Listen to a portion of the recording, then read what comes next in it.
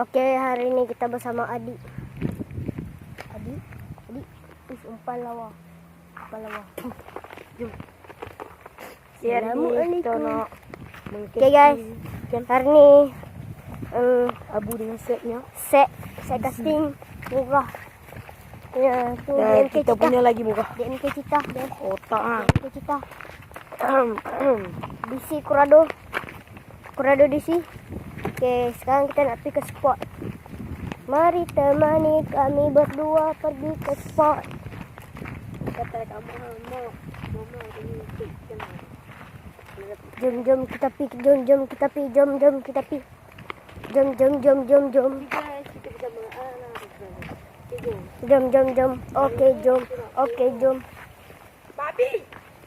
Hari ni cuaca tak begitu elok.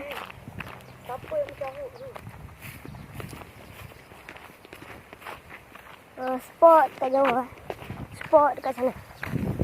Dekat tu nampak burung. Burung Adik. Ada bangau makan Mama Haruan. Okey, mula-mula kita akan jumpa sungai kecil ni. Sungai kecil.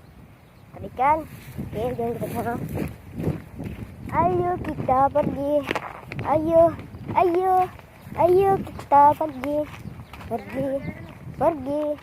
Pergi ke tengah, spot tengah.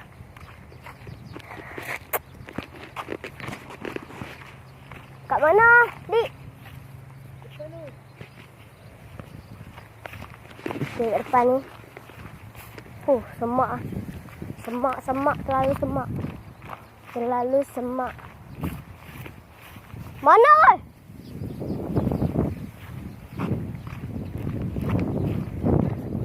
Okey. Wow. Gila guys. Gila bos. Okay, guys, ni tempat masuk dari pintu macam pintu utama. Ni dia. Jom kita pergi. Cepat sikit, lambat ya. Okey, lawa guys. Weh deh, lawa tu. Aduh. Okey.